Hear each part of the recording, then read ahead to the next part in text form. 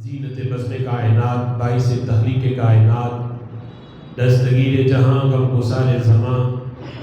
حامی بے کساں سید سروران، قائد المرسلین خاتم النبیین، احمد مجتبیٰ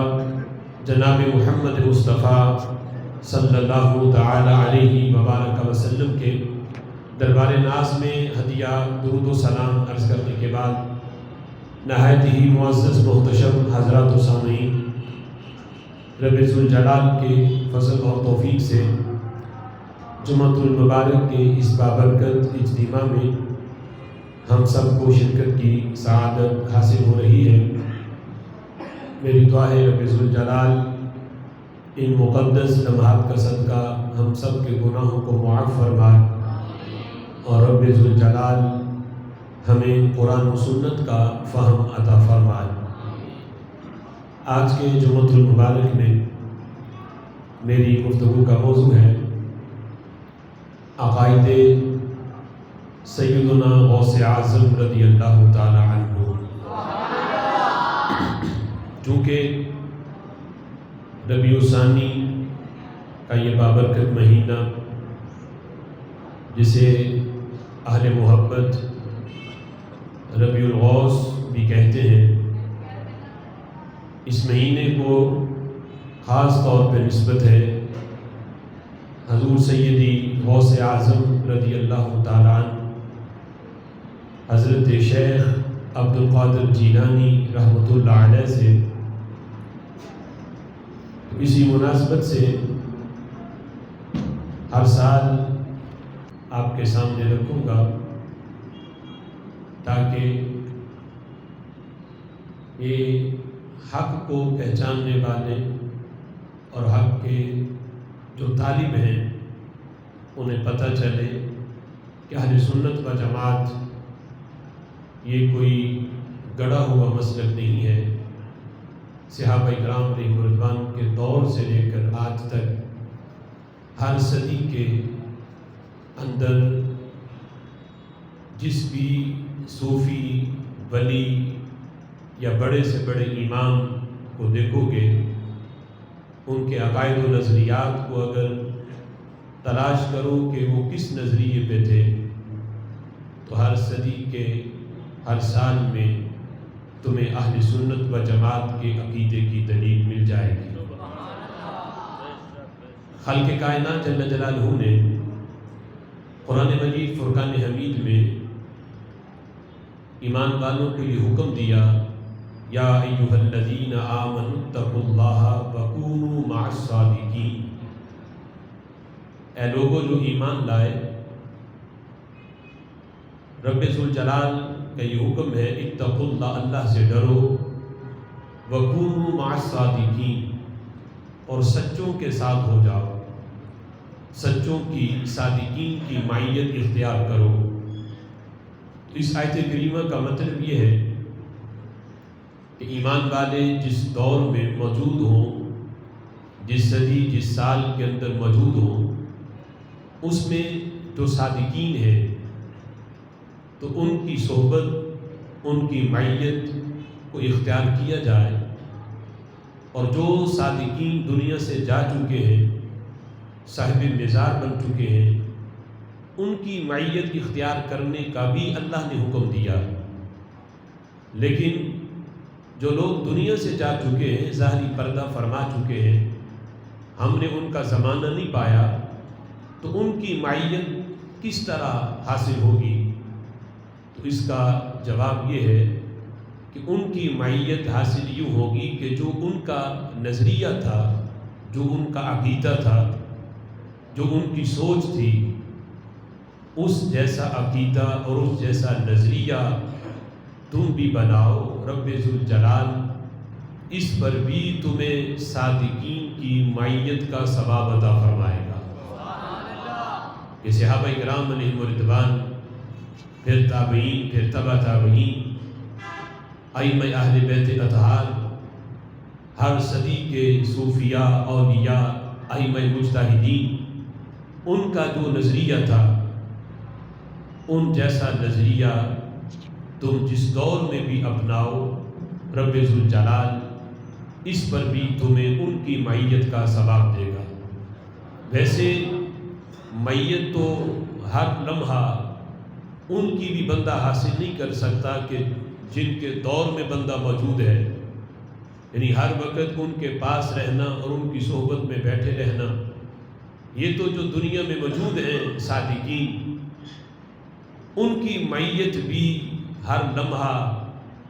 اس طرح کے جسمانی معیت ہو کہ جس صحبت جس جگہ وہ بیٹھے ہیں بندہ ہر وقت ان کے پاس جا کے بیٹھا رہے،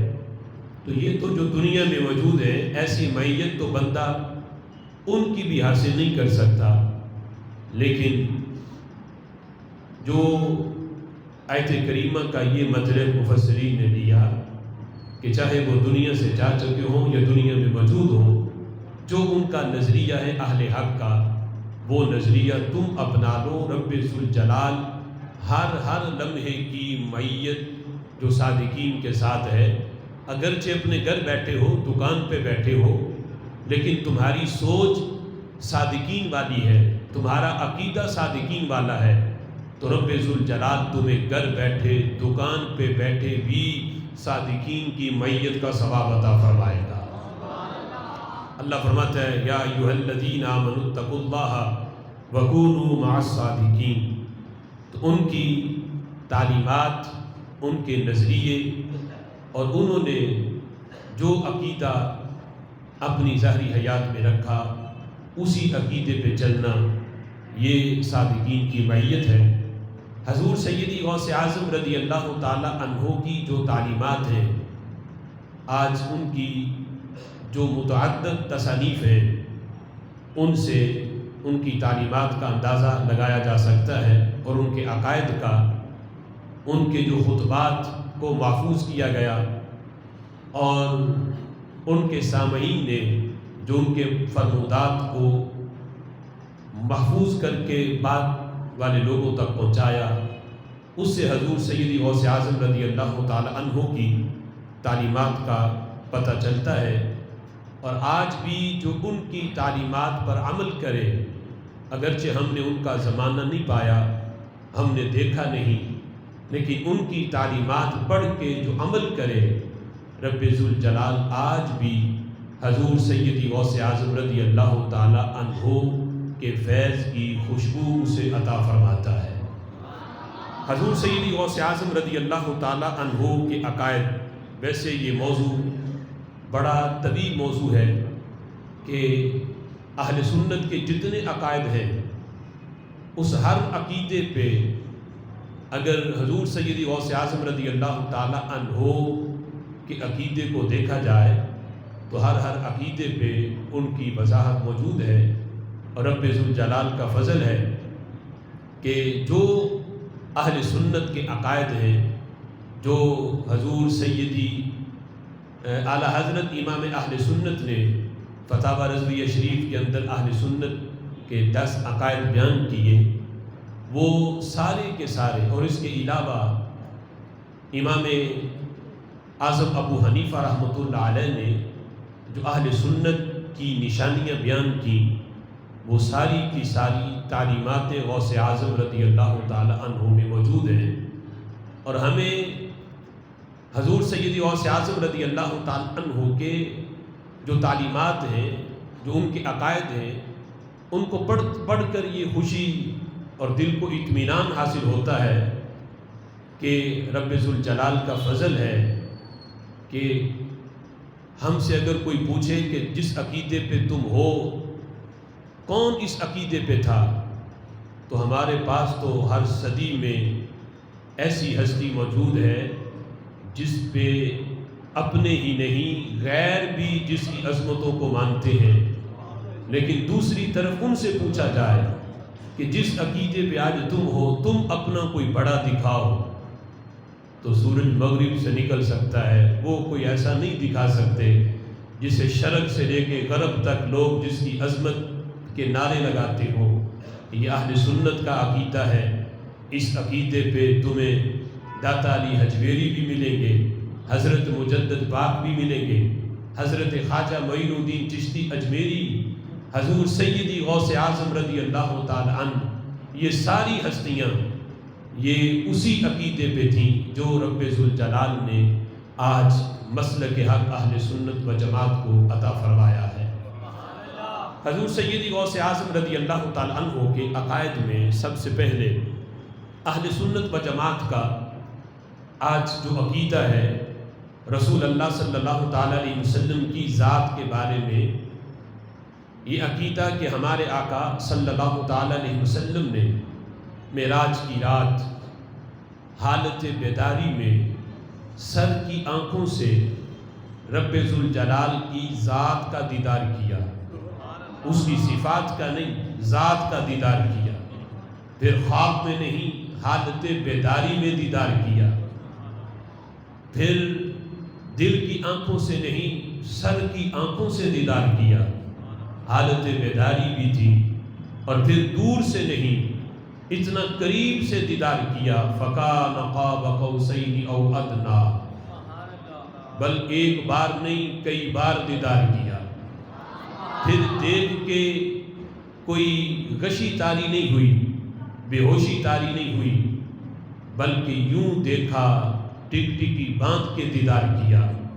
یہ اہل سنت و جماعت کا عقیدہ ہے، اور ہمارا یہ عقیدہ ہے کہ یہ صرف اور صرف ہمارے آقا صلی اللہ تعالیٰ علیہ وسلم کی ہی انفرادیت ہے کہ دنیا میں حالت بیداری میں سر کی آنکھوں سے جس ہستی نے دیدار کیا وہ صرف ہمارے آقا علیہ الصلوۃ والسلام کی ذات گرامی ہے۔ اس کے علاوہ دنیا میں کسی آنکھ کے اندر بھی یہ طاقت نہیں،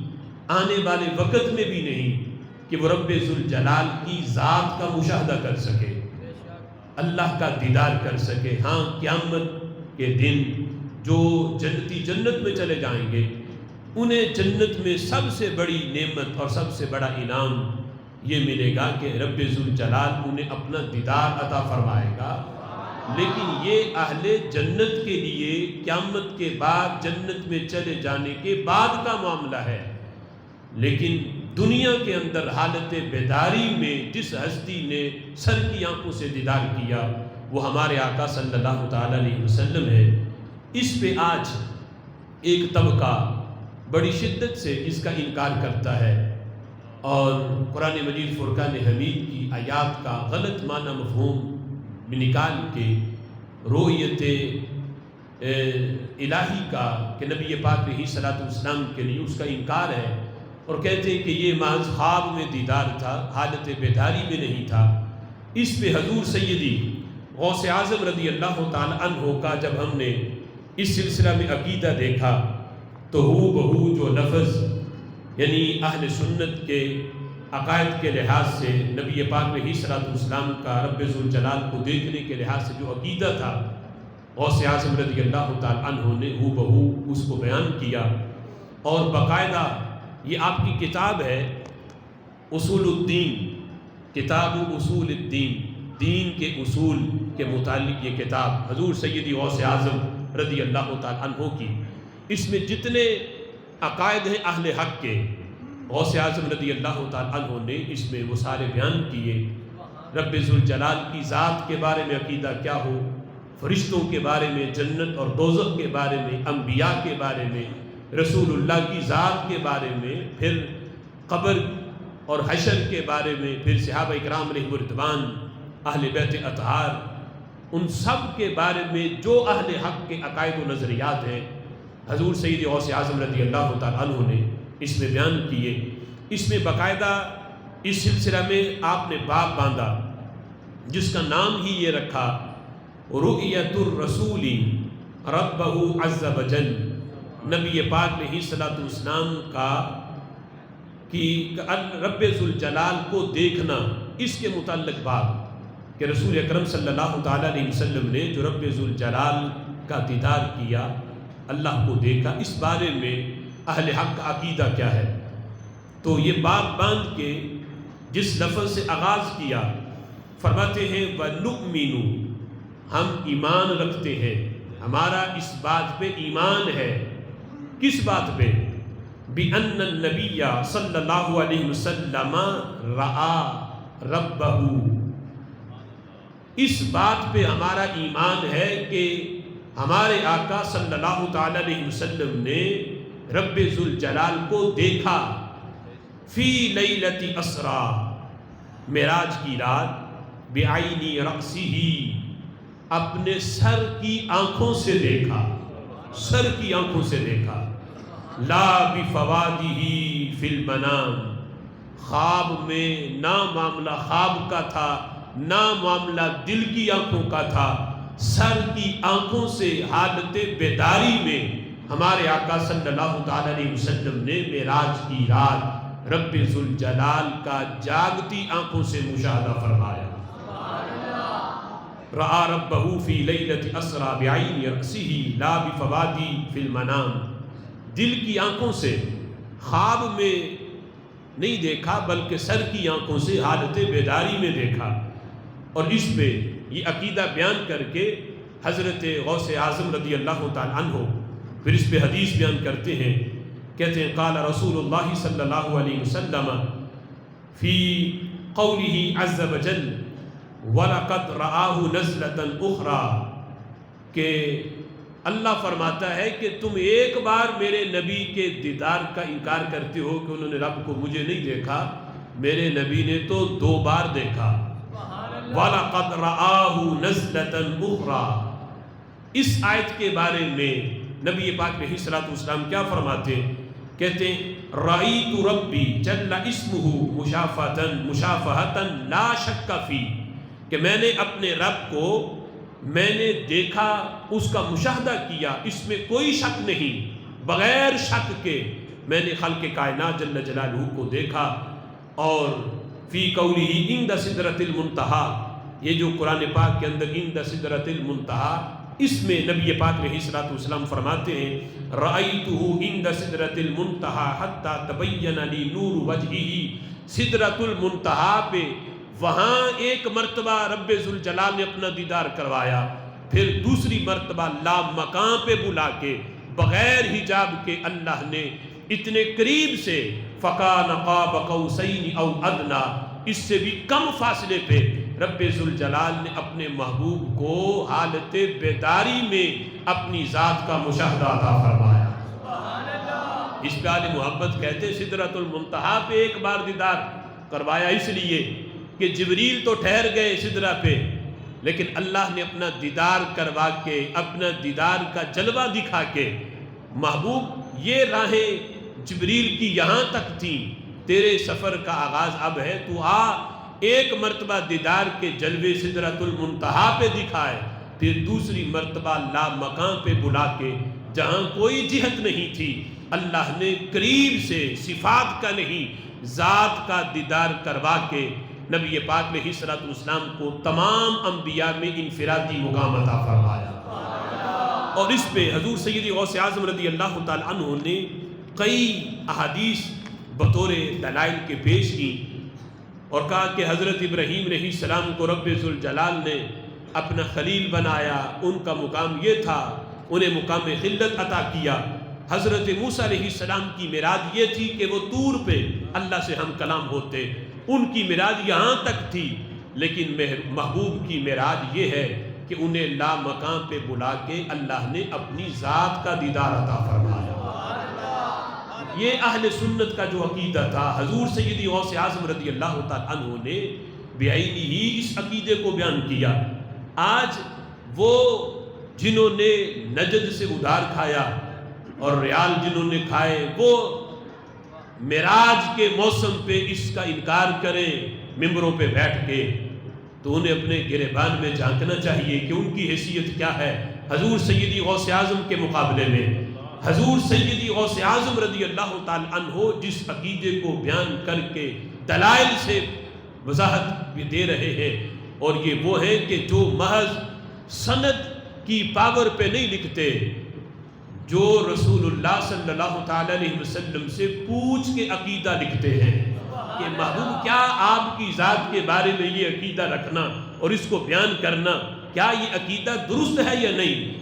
جن کی ہر وقت بارگاہ رسالت میں حاضری ہے،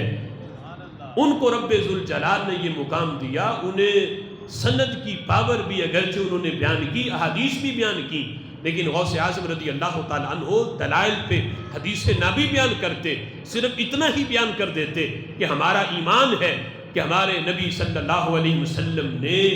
حالت بیداری میں رب ذوالجلال کو دیکھا،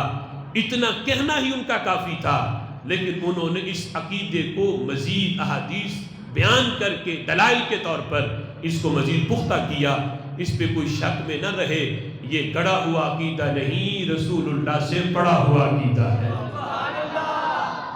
دوسرے نمبر پر اہل سنت و جماعت کا یہ عقیدہ ہے کہ قیامت کے دن ہمارے آقا صلی اللہ تعالی علیہ وسلم کو رب ذوالجلال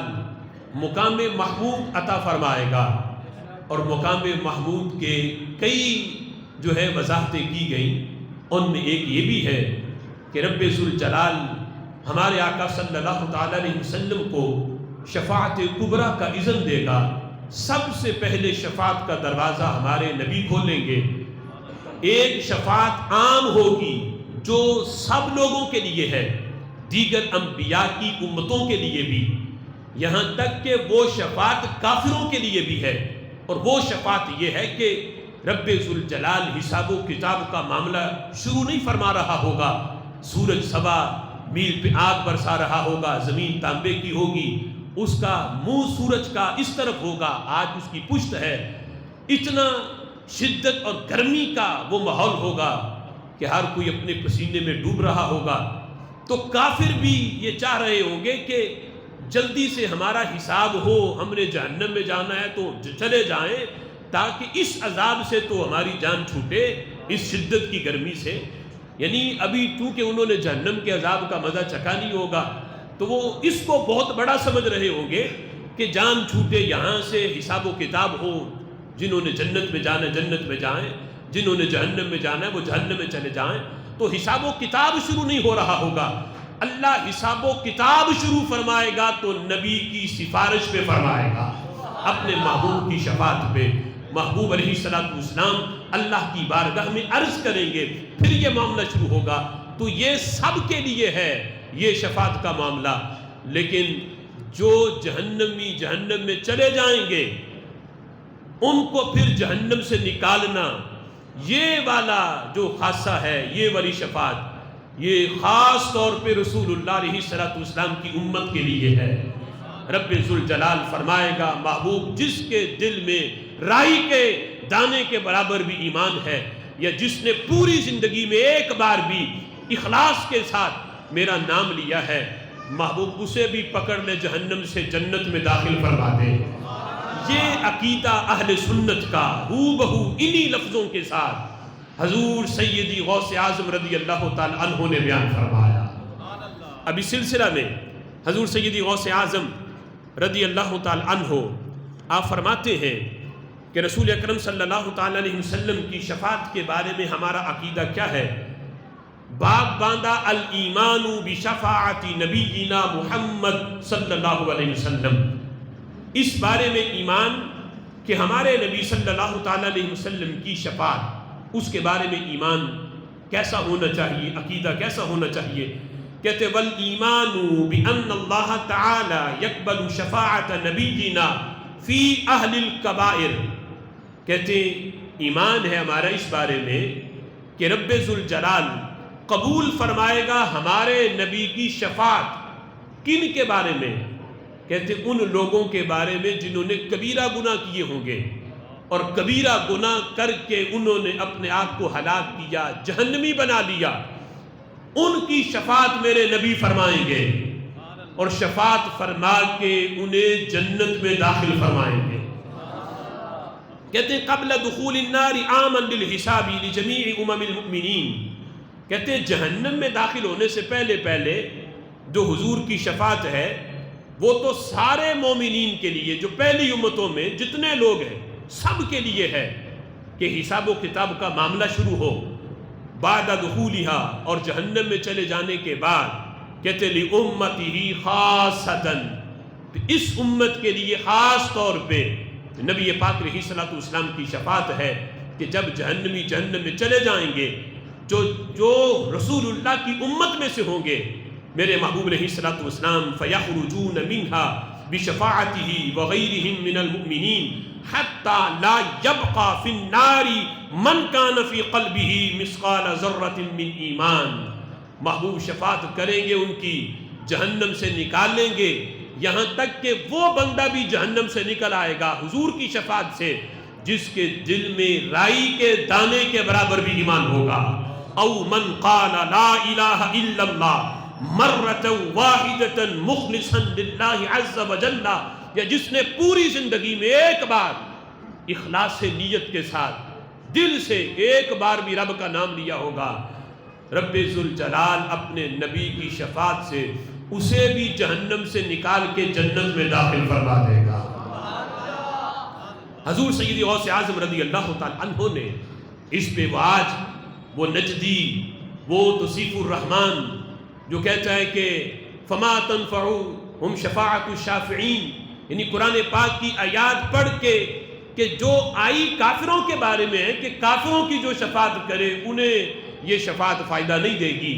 کسی کی شفاعت فائدہ نہیں دے گی، لیکن جو مومنین کی شفاعت کرے اور شفاعت کرنے والا بھی وہ ہو جسے اللہ نے مقام محمود عطا کیا ہے، جسے شفاعت کبریٰ کا اذن دیا ہے، وہ محبوب ہوں. ان کے بارے میں یہ عقیدہ رکھنا کہ معاذ اللہ انہیں تو اپنا پتہ نہیں کہ ان کے بارے میں فیصلہ کیا ہوگا، ان کی شفاعت کسی کو نفع نہیں دے گی. قرآن کی آیات جو کافروں کے بارے میں ہے وہ مومنین کے بارے میں کہنا اور اس کا رخ رسول اللہ کی طرف پھیرنا کہ ان کی شفاعت کسی کو نفع نہیں دے گی، یہ آج کے نجدیوں کا عقیدہ ہے. غوث اعظم رضی اللہ تعالی عنہ کا عقیدہ یہ ہے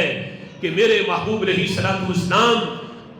اپنی امت میں جس نے ایک بار بھی زندگی میں اللہ کا نام لیا ہے اسے بھی جہنم سے نکال کے جنت میں داخل فرمائیں گے. اور اس پہ حضور سید غوث اعظم رضی اللہ تعالیٰ عنہ نے اس پہ حدیث پیش کی فیقول یا محمد، کہ نبی پاک علیہ الصلوۃ والسلام جب میدان محشر میں اللہ کی بارگاہ میں سجدہ کریں گے، اپنا سر نہیں اٹھا رہے ہوں گے، تو رب ذوالجلال محبت سے اپنے محبوب سے فرمائے گا یا محمد ارفع رأسک، اے محمد صلی اللہ علیہ وسلم میرے محبوب اپنا سر مبارک اٹھا لیجئے. وشفع تشفع، یہ سامنے جہنمیوں کی صفیں لگی ہیں، جس کی تو شفاعت کرتا جائے گا میں قبول کرتا جاؤں گا. وشفع تشفع واسأل تعطى، آج شفاعت کر تیری شفاعت قبول کی جائے گی، آج تو سوال کر تو جو مانگے گا میں عطا کروں گا. وَلَسَوْفَ يُعْطِيكَ رَبُّكَ فَتَرْضَى، فرمایا فَأَقُولُ، تو حضور فرماتے ہیں ربی، میں اپنے رب سے یہ کہوں گا امتی امتی، اللہ میری امت میری امت میری امت کا معاملہ آج میرے ہاتھ میں دے دے، میں اپنے کسی امتی کو جہنم میں نہیں دیکھنا چاہتا. امتی امتی میری امت میری امت. فیقول، تو اللہ اپنے محبوب سے فرمائے گا اذهب، جائیے، فانظر من وجدت فی قلبہ مثقالا من ایمان فاخرج، محبوب دیکھیں یہ جتنے آپ کی امت کھڑی ہے جس کے دل میں رائی کے دانے کے برابر بھی ایمان ہے، میں نے معاملہ آپ کے ہاتھ میں دے دیا، محبوب اس کی شفاعت کرے میں اس کو جنت میں داخل فرما دوں گا. اور اس پہ حضور غوث اعظم رضی اللہ تعالیٰ عنہ نے دوسرے نمبر پر یہ حدیث پیش کی. حضرت ابو ہریرہ سے روایت ہے، حضور فرماتے ہیں لِكُلِّ نَبِيٍّ دَعْوَةٌ مُسْتَجَابَةٌ، ہر نبی کو اللہ ایک مقبول دعا عطا فرماتا ہے، دعا کا کوٹا ہر نبی کو ملتا ہے. میرے آقا فرماتے ہیں ہر نبی کو ملا. فَكُلُّ نَبِيٍّ دَعْوَتَهُ فِي الدُّنْيَا، ہر نبی نے وہ دعا کا کوٹا، وہ خاص دعا جو ہر نبی کو ملی، ہر نبی نے وہ دعا مانگ لی، دنیا میں ہی مانگ لی. لیکن حضور فرماتے ہیں وَإِنِّي أَخْتَبَأْتُ دَعْوَتِي، میں نے چھپا کے رکھی، میں نے وہ خاص دعا کا کوٹا جو ہر نبی کو ملا، وہ جب بھی مانگے وہ قبول ہی قبول ہے، وہ رد نہیں ہوتی. میرے آقا فرماتے ہیں ہر نبی نے مانگ لی ہے، میں نے ابھی تک نہیں مانگی، میں نے نہیں مانگی. فرمایا اختبأت دعوتی شفاعتا لأمتی الى یوم القیامہ، فرمایا یہ دعا کا کوٹا بھی میں نے بچا کے اپنی امت کے لیے رکھا ہے، قیامت کے دن یہ دعا مانگ کے میں ساری امت کو جنت میں لے کے جاؤں گا۔ میرے امام اسی لیے کہتے ہیں نا، کیا ہی ذوق افزاں شفاعت ہے تمہاری واہ واہ، قرض لیتی ہے گناہ پرہیزگاری واہ واہ۔ آج اہل سنت کے جتنے عقائد ہیں، رب ذوالجلال کا فضل ہے کہ خالق کائنات جل جلالہ نے ہمیں وہ عقیدہ دیا جس عقیدے پہ ہر صدی کے غوث بھی ہیں، ولی بھی ہے، اولیاء بھی ہے، صوفیاء بھی ہے۔ اسی سڑک پہ چلتے ہوئے جب اہل سنت چلیں گے، رب ذوالجلال یقیناً انہیں صادقین کی سنگت بھی عطا فرمائے گا، جنت بھی عطا فرمائے گا۔ فرمایا نبی پاک علیہ السلام تو قیامت کے دن اتنی شفاعت کریں گے، اتنی شفاعت کریں گے، اکثر مما علی وجہ الارض من حجر و مدر، اتنے دنیا میں پتھر نہیں، اتنے دنیا میں ریت کے ذرات نہیں جتنے نبی پاک علیہ السلام قیامت کے دن امتیوں کی شفاعت فرما کے انہیں جنت میں لے کے جائیں گے۔ حضور سیدی غوث اعظم رضی اللہ تعالی عنہ کا ایک عقیدہ، وقت کم ہے، اہل سنت کا ایک عقیدہ ہے، آج ہم کسی ولی کے مزار پہ جائیں تو یہ ہمارا عقیدہ ہے کہ صاحب مزار کو پتہ ہوتا ہے کہ میرے مزار پہ آیا کون ہے، وہ دیکھتے بھی ہیں، فریاد سنتے بھی ہیں، سن کے حاجت روائی بھی کرتے ہیں۔ یہ تو اولیاء کے بارے میں ہمارا عقیدہ، تو نبیوں کے جو امام ہیں ان کے بارے میں پھر اہل سنت کا عقیدہ کیا ہوگا؟ لیکن نعوذ باللہ جو آج کا وہ مسلط طبقہ ہے وہاں پہ، وہ نجدیت، ان کا عقیدہ یہ ہے کہ ان سے اگر مانگو تو معاذ اللہ یہ کچھ نہیں سنتے، یہ تو معاذ اللہ مر کے مٹی میں مل گئے، یہ تمہاری کوئی مدد نہیں کر سکتے۔ اگر المدد یا رسول اللہ کہا تو یہ معاذ اللہ شرک ہے، اور اتنا بڑا شرک کہ ابو جہل نے بھی ایسا شرک نہیں کیا ہوگا۔ جو المدد یا رسول اللہ کو شرک سمجھے، ان کے ہاں المدد یا غوث جائز کب ہوگا؟ المدد یا داتا علی حجویری جائز کب ہوگا؟ لیکن ہم اہل سنت و جماعت کا عقیدہ ہے نبی تو نبی رہے، ولیوں کی بھی یہ شان ہے کہ ان کے مزار پہ جب کوئی بندہ جائے حاضری کے لیے، مومن ولی تو ولی رہے، عام مومن کی قبر پہ بھی جائے تو مومن کو بھی پتہ ہوتا ہے کہ مجھ سے ملنے کون آیا ہے، میری قبر پہ کون آیا ہے۔ یہ عقیدہ ہم اہل سنت و جماعت کا، اور ہو بہو جو عقیدہ سنیوں کا تھا یہی سنیوں کے امام حضور سیدی غوث اعظم نے بھی بیان فرمایا۔ باب اس بارے میں انہوں نے یہ باندھا، حضور سیدی غوث اعظم رضی اللہ تعالی عنہ نے مزارات پہ حاضری کے سلسلے میں، بات یہ ہے سوال القبر، قبر کے بارے میں، قبر کے اندر جو سوال و جواب ہیں منکر نکیر کے، ان کے بارے میں یہ بات، منکر نکیر کے سوال ذکر کرنے کے بعد حضور سیدی غوث اعظم رضی اللہ تعالیٰ عنہ بیان فرماتے ہیں وَنُؤْمِنُ، ہمارا ایمان ہے اس بات پہ، ہم ایمان رکھتے ہیں کس پہ؟ بِأَنَّ الْمَيِّتَ يَعْرِفُ مَنْ يَزُورُهُ إِذَا أَتَاهُ، ہمارا اس بات پہ ایمان ہے کہ میت جو ہے، کہا بھی اسے میت، ہم ہے میت ہی، اس لیے کہ وہ اس جہاں سے پردہ کر چکا، وہ اگلے جہاں میں جا چکا، بیچ میں پورے ایک جہاں کا فاصلہ ہے، اب ہے جس جگہ پہ اسے زندہ نہیں کہا جائے گا، ہے وہ میت ہی، لیکن میت اس لیے کہ جہاں اس کا دوسرا ہے۔ فرمایا بِأَنَّ الْمَيِّتَ، میت، لیکن میت ایسی نہیں کہ وہ مٹی کے ساتھ مٹی ہے، نہیں، اس کا ادراک اتنا ہے کہ تم بیٹھے ہوئے ہو زندہ، تم سے کوئی ملنے آئے اور آگے کوئی 1 انچ کا پردہ آئے تو تمہیں پتہ نہیں چلے گا کہ میرے سامنے آ کے بیٹھا کون ہے۔ لیکن قبر کا مکین جو قبر میں پہنچ چکا ہے، 1 جہاں کا فاصلہ ہے، تم سے جو ملنے آیا وہ تو بالکل تمہارے سامنے اسی جہاں میں بیٹھا ہے، صرف 1 انچ کا پردہ تھا، وہ بھی حجاب بن گیا۔ یہاں جہاں بھی دوسرا ہے، اور پردہ بھی اتنا موٹا، سلاپے ہیں، پھر مٹی کی اتنی موٹی تہ ہے، پھر اگر قبر پکی ہے تو مزید اس کے اوپر تہ کے اوپر تہ ہے، لیکن باہر اگر کوئی ملنے کے لیے پہنچا ہے، اس کی قبر پہ آیا ہے وہ میت جہاں بھی دوسرا ہے، پردے بھی کتنے درمیان میں موجود ہیں، لیکن غوث پاک فرماتے ہیں یعرف من یزورہ اذا اتاہ، قبر والا پہچانتا بھی ہے کہ مجھ سے ملاقات کرنے کے لیے کون آیا ہے۔ اگرچہ دنیا میں کوئی اجنبی آ جائے تو وہ اپنی آ کے پہچان کروائے گا کہ میں فلاں علاقے سے آیا، فلاں جگہ سے آیا، فلاں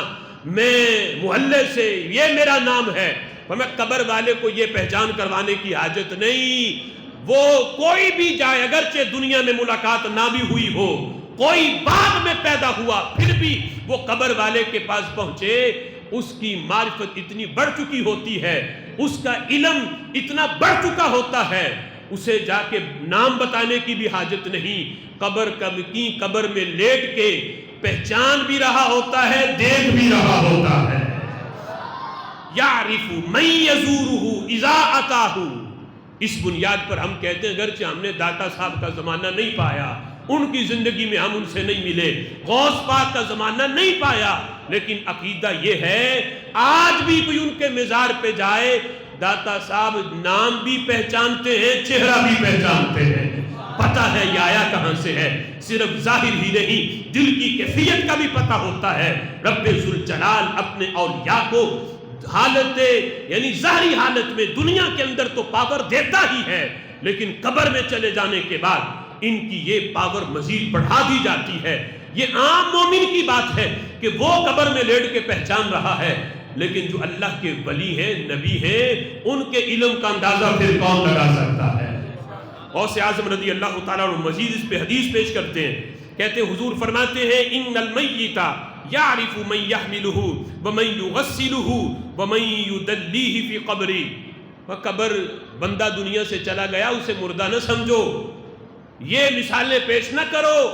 کہ وہ زندہ کیسے ہے، اس کے تو کپڑے بھی خود نہیں اتار سکا، غسل دینے کے لیے کپڑے بھی پھاڑ کے اتارے۔ میرے آقا فرماتے ہیں تم جس نظر سے دیکھ رہے ہو وہ نظر اور ہے، وہ جہاں تبدیل کر چکا ہے، اب اس کی زندگی کو تم نہیں دیکھ سکتے، لیکن اللہ نے موت اس پہ طاری کی ہے، اگلے لمحے اسے ایسی زندگی دی ہے جس کی حیات تمہاری عقلوں میں نہیں آ سکتی۔ میرے آقا فرماتے ہیں یعرف، وہ یہ بھی جانتا ہے جو دنیا سے جا چکا، روح نکل چکی، وہ مردہ جسم ہے، بے جان جسم، لیکن میرے آقا فرماتے ہیں اسے جو اٹھاتا ہے وہ میت اسے بھی پہچانتی ہے، پتہ ہوتا ہے کہ مجھے اٹھا کون رہا ہے، جو اسے غسل دیتا ہے اسے غسل دینے والوں کا بھی پتہ ہوتا ہے، جو قبر میں اتارتا ہے قبر میں اتارنے والوں کا بھی پتہ ہوتا ہے کہ کس نے مجھے قبر میں اتارا۔ اگر مردے کی صورتحال یہ ہوتی، وہ مٹی کے ساتھ مٹی بن چکا ہوتا، تو پھر یہ پہچان کیسی؟ میرے محبوب فرماتے اپنی حیات پہ اس کی حیات کو قیاس نہ کرو، تمہاری حیات کا انداز اور ہے اور میت کی حیات کا انداز اور ہے، جو تمہاری نظروں سے رب ذوالجلال نے اس حالت کو چھپا لیا ہے۔ فرمایا میت تو بولتی بھی ہے، یہاں تک کہ انسانوں اور جنوں کے علاوہ بقیہ اللہ کی جتنی مخلوق ہے وہ ساری اس کی چیخ و پکار کی آواز سنتی ہے، لیکن اللہ نے انسان کے کان سے اس کی آواز کو پوشیدہ کر دیا تاکہ فرمایا اگر انسان اس کی آواز کو سن لے لسائی کا، انسان بے ہوش ہو جائیں، وہ برداشت ہی نہ کر سکے۔ اللہ نے چونکہ کائنات کا نظام بھی چلانا تھا، اس لیے انسانوں کے کانوں پہ حجاب ڈال دیا۔ فرمایا پاس بیٹھا باپ اپنے بیٹے مردہ بیٹے کی آواز نہیں سن رہا، لیکن پاس بندھی ہوئی بکری سن رہی ہے، پاس اڑتے پرندے سن رہے ہیں، ان تک آواز پہنچ رہی ہے، لیکن انسانوں کے لحاظ سے اللہ نے حجاب ڈالا ہے، جنوں کے لحاظ سے حجاب ڈالا ہے، وہ نہیں سنتے۔ بقیہ رب ذوالجلال کی ہر مخلوق اس کی آواز کو سنتی ہے، اگر وہ مٹی کے ساتھ مٹی پھر یہ آواز کیسی؟ رب ذوالجلال بتانا چاہتا ہے یہ حجاب میں نے صرف انسانوں تمہاری آنکھوں سے اور تمہارے کانوں پہ ڈالا ہے، وگرنہ حیات آج بھی زندوں سے بڑھ کے میں نے مرنے والے کو عطا فرما دی ہے۔ حضور سیدی غوث اعظم رضی اللہ تعالی عنہ کے عقائد کے لحاظ سے یہ موضوع بڑا طویل ہے، ٹائم بھی ہو چکا، انشاءاللہ العزیز اگلے جمعے ہم مزید تفصیل کے ساتھ اس